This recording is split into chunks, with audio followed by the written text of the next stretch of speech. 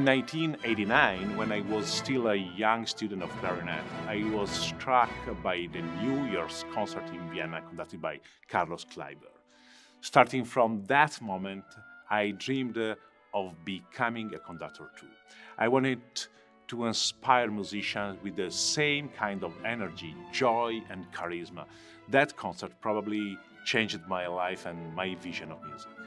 When you have studied a piece so much and have absorbed it into your bones, conducting with the musicians lets you experience the music with all of yourself, with all of your senses. You can feel the magic you are creating together with your musicians. I play the music in my mind without making a sound, and through my baton or my hand gestures, the orchestra plays that music.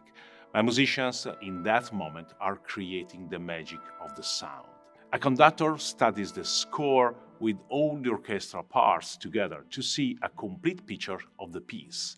And it's my job to have the orchestra bring together all their different parts. So not only do you have to be a great musician, you have to be a great leader as well. Communication is one of the most important aspects of being a conductor. Since I'm not making any sound, I have to communicate the tempo using facial expression, body movements, or eye contact. This silent language is a special connection established through the energy between the musicians and myself during rehearsals. Then, like magic, that is all turned into sound. I love the joy and adrenaline this atmosphere brings me. It's like cooking a very complex dish.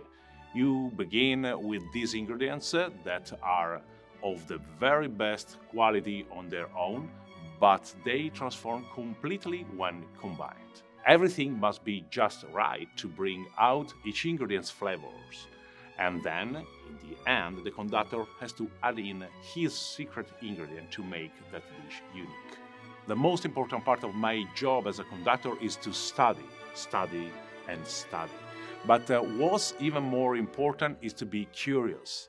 You have to deepen your knowledge, not just within the music written on the page, but also study the biographies of the composers, of important musicians, of other conductors. You have to journey into the past to fully understand the historical context of a piece. You need to read the literature from each era. Study philosophy across time, because only through deeply studying the past and present can you give life to what a composer wrote. Music is alive. It changes every time you play, even if it's the same piece.